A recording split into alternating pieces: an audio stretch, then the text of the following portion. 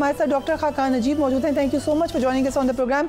हुकूमत की जानिब से नेपरा को बिजली की कीमत में 2 रुपये फ़ी यूनिट कमी के लिए दरख्वास्त दी गई है, जिसका इतलाक 2025 की दूसरी सरमाही के लिए होगा। क्या IMF में रहते हुए हम ये एक्सपेक्ट कर सकते हैं कि ये रिलीफ मिलेगा? देखिए, एक तो मैंने हमेशा समझाने की कोशिश की है कि पाकिस्तान में बिजली की जो कीमतें हैं उनका तयन हमारे जो स्टेट रन डिस्कोज हैं उनकी एक पटिशन जाती है नेपरा के पास, उस पे होता है। इसमें एक बेस टैरिफ डिटरमिन होता है जो अब जनवरी से होता है, जिस पे ये गुजारिश हो सकती है। एक क्वार्टरली टैरिफ होता है और फ्यूल प्राइस एडजस्टमेंट जो है वो हर माह डिटरमिन होता है। तो अगर तो कोई रूम क्रिएट हो जाए, यानी कि जो ओवरऑल रेवेन्यू की रिक्वायरमेंट है पाकिस्तान की, वो चाहे IPPs की पेमेंट कम करके मेनली अगर क्रिएट की जाए या एफिशिएंसीज ला के क्रिएट की जाए, और अगर ओवरऑल रेवेन्यू रिक्वायरमेंट कम हो जाए और हम नेपरा के पास जाएं कि इसको रिव्यू कर दें और नेपरा ऐसी चीज़ का इजरा कर दे, तो यकीनी तौर पे आप बिजली के जो निर्ख हैं उसमें कमी कर सकते हैं और IMF नेपरा के दिए हुए डिसीजन से ही आगे चलेगा। हुकूमत ये दावा कर रही है कि रवां साल 11 रुपये फ़ी यूनिट तक बिजली की कीमतों में कमी आ सकेगी। उसकी रीज़न वो ये कहते हैं कि IPPs के साथ हमने मुआहदों को रीनिगोशिएट कर लिया है। क्या इस हद तक नज़रसानी हो चुकी है कि हम ये रिलीफ एक्सपेक्ट करें? एक तो ये याद रखिए कि टैरिफ में कमी का ताल्लुक है, एक तो IPPs हैं 94 और 2002 के जिनसे मुआहदे हुए हैं और उससे कुछ कमी आ रही है। फिर अगर 2015 के जो IPPs हैं चाइनीज, इनका जो डेट है उसको आगे ले जाएं, यानी कि लॉन्गर टर्म के लिए कर लें, तो जो पेमेंट्स हैं अगले 3-4 साल में वो कम हो जाएं, तो इससे टैरिफ में कमी हो सकती है।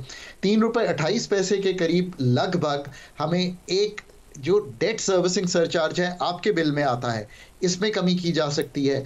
फिर बहुत से आपके बिल में टैक्सेस हैं, इनकम टैक्स, एडवांस टैक्सेस, जो फीस हैं PTV की, अगर इन सब को देखें तो इसमें कमी की जा सकती है। अगर इस सब का आप जायज़ा लें और फिर टैरिफ का जो इजरा है जिस तरह किया जाता है उसको रिवैम्प करें, तो यकीनी तौर पे एक खातिर खा गुंजाइश इन द शॉर्ट रन है जो क्रिएट की जा सके। अब इनमें से कितनों पर काम करके हुकूमत सामने ला सकती है, I think that's the important part. अगर अभी सिर्फ 2 रुपये ही लेके जा रही है या नेपरा के पास, तो यही इस वक्त अवेलेबल है। अगर इन सारी चीज़ों पे काम अगले चंद माह में हो जाता है तो कुछ ना कुछ कमी जो है आप कर सकते हैं। मसलन डेट सर्विसिंग सरचार्ज कम करने के लिए आपको जो डेट है उसको मोनेटाइज करके पब्लिक डेट में लाना पड़ेगा, IMF के पास जाना पड़ेगा, डिस्कस करना पड़ेगा। सो ये सारी चीज़ें हैं। पाकिस्तान का एनर्जी सेक्टर, ये गैस का सेक्टर हो, बिजली का सेक्टर हो, पानी का हो, डिस्ट्रीब्यूशन, पाकिस्तान की ट्रांसमिशन लाइंस, ये सब कुछ बहुत बड़ा जिसे कहते हैं रीथिंक मांगता है। प्राइवेटाइजेशन पाकिस्तान के डिस्कोस की कब से चल रही है, 25-26 साल से कई डिस्कोस प्राइवेटाइजेशन की लिस्ट पर हैं। तो हमें सीरियसली सोचना पड़ेगा ना कि just beyond the short runs जिसमें हमने कुछ चीजें सामने रखी हैं, क्या हम ये सारे काम कर सकते हैं? अगर तो कंपेटिटिव मार्केट बन गई, अगर हमने ये एक कॉम्पिटिटिव रिटेल सेक्टर बना लिया बिजली का, जिस तरह टेलीकॉम सेक्टर है फॉर एग्जाम्पल, तो ये सारे काम हो सकते हैं। अभी तक तो हम इसमें कोई जैसे कहेंगे खातिर खा ब्रेक थ्रू, सवाए इसके कि ये एक जिसके कहीं एस्पिरेशन है, उन सब चीज़ों की जो मैंने एक्सप्लेन किया है, हम आगे शायद नहीं बढ़ सकें। ओके, लेकिन अगर ऑप्टिमिस्टिक सिनारियो में जाएं, ये स्टेप्स ले ले हुकूमत, तो क्या आने वाले दिनों में या काफ़ी सारे वक्त के बाद क्या ऐसा मोमेंट आ सकता है कि सोलर से भी कम हो जाए वापटा की बिजली? ऐसा तो शायद मुमकिन नहीं होगा। आई थिंक नेट मीटरिंग को रिव्यू करना चाहिए, ये एक बात है, ताकि आपको मालूम हो कि सोलर जो है उसको उतना ही लगाएं कि ऐसा ना हो कि बहुत से लोग ऑफ ग्रिड चले जाएं जो कि जा रहे हैं। आई थिंक सोलर पे नंबर्स सामने आने चाहिए, मुसद्दिका नंबर्स, कि क्या इजरा हुआ है सोलर का मुल्क में। कई बहुत बड़े नंबर्स आ रहे हैं, कई बहुत कम आ रहे हैं, 2-3 हज़ार मेगावाट से लेके 10,000 मेगावाट तक के नंबर मैं सुन रहा हूँ। I think the government, the authorities have to come up with the numbers, ये तो पहली बात है। फिर जो नेट मीटरिंग है उसके निज़ाम के बारे में सोचें।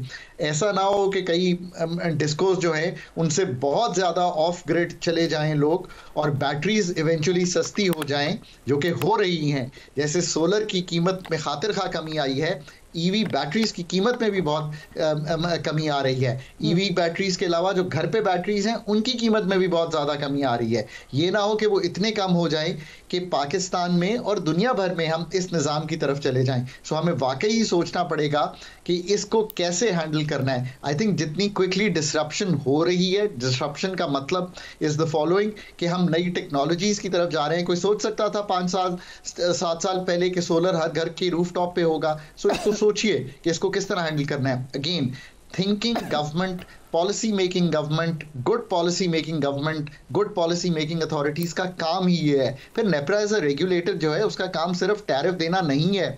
मैंने बार बार ये बात कही है, मार्केट मेकिंग उनका काम है। ये सारी चीज़ों पे एक रिसर्च करके एक लाए अमल देना उनका काम है। रेगुलेटर्स इसीलिए बनते हैं, regulators are an important asset to a country जो ये सारे काम कर रहे हों। आई रियली होप कि ऑपरेशंस प्राइवेट सेक्टर के, पॉलिसी मेकिंग एक थिंकिंग गवर्नमेंट की, और रेगुलेटरी मैकेनिज्म्स जो मार्केट बना रहे हों, चाहे वो सोलर की हो, चाहे वो विंड की हो, चाहे वो ओवरऑल हमारे डिस्को से जो बिजली कई तरह से निकलती है, पन बिजली से लेकर जो फॉसिल फ्यूल्स तक जाती है उसकी हो, एक कंपेटिटिव मार्केट आए, प्राइवेटाइजेशन हो। ये सारे काम जो है आई थिंक बहुत ही ज्यादा जरूरत है ये करने की। और फिर जो एक गुड प्रॉब्लम है पाकिस्तान का कि बिजली जायद लगी हुई है, 43-44 हज़ार मेगावाट बिजली है, खरीदने वाला ग्राहक नहीं है क्योंकि कीमत ज़्यादा है। डिमांड किस तरह बढ़ानी है, किस तरह इंसेंटिवाइज करना है, जो ग्रिड की डिमांड है। और दूसरी बात सबसे बढ़ के ये है कि उसको ट्रांसमिट करने की सलाहियत कैसे पैदा करनी है। आपको आज महसूस हो रहा होगा कि ये सीरियस फंडामेंटल काम है जो करने के हैं इस सेक्टर को एफिशिएंट बनाने के लिए। ओके, महकमा शुमारियात ये क्लेम कर रहा है कि जो शरह महंगाई है वो कम होती होती 9 साल की कम तरीन सतह पर आ गई है। ये फिगर्स का है फेर है या एक्चुअली महंगाई कम हो रही है? पाकिस्तान ब्यूरो ऑफ स्टैटिस्टिक्स 2015 में भी देता था, आज भी देता है। तो एक तो ये कर लें कि अगर 2015 सही था तो आज भी सही है, अगर 2015 गलत था तो आज भी गलत है, ऐसा नहीं है। पीबीएस जो है एक इदारा है जो जाकर सिटीज़ में, जो जाकर डिफरेंट मार्केट्स में जो डिफरेंट अशिया को लेकर पाकिस्तान की सीपीआई, हेडलाइन इन्फ्लेशन, एसपीआई, जो हमारी सेंसिटिव प्राइस इंडाइसेस हैं, कोर इन्फ्लेशन, इन सब का जायजा लेकर एक चीज़ सामने रखता है। तो थोड़ी देर के लिए बिलीव कर लेते हैं कि ये सही है। अब हुआ क्या है, याद रखिए एक बहुत बड़ा हाई बेस इफेक्ट है। पिछले 2 साल में इतनी महंगाई हुई है कि उसके ऊपर अगर आज 2.4% महंगाई हुई है तो इसका बेस इफेक्ट बहुत ज़्यादा है, इस वजह से महंगाई कम है। पाकिस्तान में महंगाई नहीं कम हुई, महंगाई के बढ़ने की शरह जो पिछले सालों में 29 और 23-24% रही है, वो ये जो पहले 7 माह हैं उनमें आ गई है कहीं 6%, 6.5% के करीब। सो महंगाई होने की जो रफ्तार है वो कम हो गई है। ये बहुत जरूरी पॉइंट है समझना, महंगाई नहीं कम हुई मुल्क में। दूसरी बात यह है कि एग्रीकल्चर पिछले साल में अच्छा हुआ, उसका एक अच्छा इफेक्ट है। रुपया स्टेबल है, इंपोर्टेड इन्फ्लेशन कम है। और फिर याद रखिए कि आपने अपनी डिमांड को इतना कम कर दिया है। सो पाकिस्तान की इकोनॉमी जो है वो स्लगिश हो गई है, स्लो है, 0.9% ग्रोथ है पहले क्वार्टर में। ये सारे फैक्टर्स कंट्रीब्यूट करें। आप अपनी घर जाकर सोचिए ना मैडम कि क्या आपकी कुव्वत खरीद जो है वो कम नहीं हुई? तो ऑब्वियसली आपने जो बाइंग पावर है अगर टूटी है आपकी, तो आपने अशिया कम खरीदी हैं। अगर आपने कम खरीदी हैं तो इकोनॉमी स्लो हुई है, डिमांड टूटी है। यही मकसद था एक हाई रेट रखने का, पॉलिसी का रेट जो स्टेट बैंक का है। ये है इस वक्त का पस मंज़र। बट लोगों के लिए एक खुशाइन बात है कि महंगाई के बढ़ने की रफ्तार जो है उसमें खातिर खा कमी आ गई है।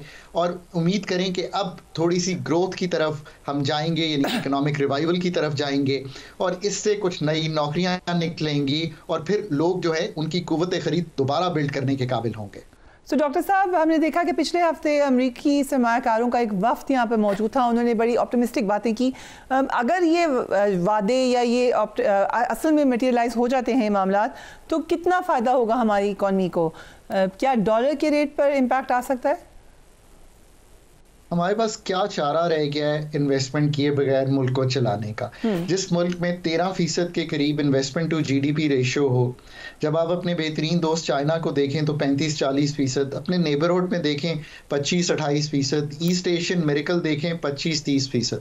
मतलब क्या है? मतलब यह है वो अपनी इकॉनमी के हुजम का हर साल इतना बड़ा FDI, domestic investment, public sector investment से लेकर कैपिटल फॉर्मेशन करते हैं। हम अगर ये नहीं करेंगे तो इकॉनमी जो है वो ग्रो ग्रो कैसे करेगी। पाकिस्तान की इकोनॉमी को 7-8% पर अगर आपने ग्रो करवाना है तो आपको जो इन्वेस्टमेंट टू जीडीपी है वो कहीं 25-30% पर लेकर जाना पड़ेगा। अब पाकिस्तान में एक तो जो डोमेस्टिक इन्वेस्टर है उसको एक्साइट करना है, इसके लिए देखिए मैं बार बार कहता हूँ रेगुलेटरी ईजिंग करें मुल्क में। पाकिस्तान का पॉलिसी रेट अब कम होगा, अभी भी 12% का पॉलिसी रेट है, इसमें गुंजाइश है कम करने की। रेगुलेटरी ईजिंग से ईज ऑफ डूइंग बिजनेस होगी। एनर्जी की बात हमने पहले की, उससे आपकी कॉस्ट ऑफ डूइंग बिजनेस कम होगी, ये तीसरी बात है। अगर ये सारा कुछ नहीं करेंगे तो ये जो इस वक्त की stabilisation because of the engagement with the IMF दिखाई दे रही है, अगर ये दौर गुजर गया, ये वक्त गुजर गया, आपकी मैन्युफैक्चरिंग की बेस ना बढ़ी, आपकी एग्रीकल्चर की यील्ड्स ना बढ़ी, आपकी एनर्जी एफिशिएंसी ना आई, तो ये सारी जो आपको लॉन्ग टर्म मैक्रो स्टेबिलिटी है वो डिस्टर्ब हो जाएगी। और मैक्रो स्टेबिलिटी एक अहम जुज़ है ग्रोथ क्रिएट करने का। यहाँ पे इकोनॉमी खड़ी है, फंडामेंटल काम आज भी करने का मौका मिल गया अल्हम्दुलिल्लाह मैक्रो स्टेबिलिटी की वजह से। और ये एट हाई कॉस्ट आई है, आपने बहुत ज्यादा इसकी एक कॉस्ट दी है। आपसे मतलब है मैडम, आपने, आपके कैमरामैन ने, आपके प्रोड्यूसर ने हाई एनर्जी प्राइसेस का पास थ्रू जो आपको करना पड़ा, जो सैलरीड क्लास पर टैक्सेस लगे, इन सब की एक कॉस्ट दी है लोगों ने। अब वक्त है कि फंडामेंटल काम करके हुकूमत, अथॉरिटीज, आईएमएफ, मल्टीलैटरल सबको साथ लेकर करें। पर इन दी एंड मैं हमेशा कहता हूं कि पाकिस्तान का असल चैलेंज कॉम्पिटेंस का है, the kind of people we put in important positions, जो ये सारे काम जिन सेक्टर्स की आज हमने बात की अगर डिलीवर कर सके तो Pakistan can be a much better place in the next 5 to 10 years।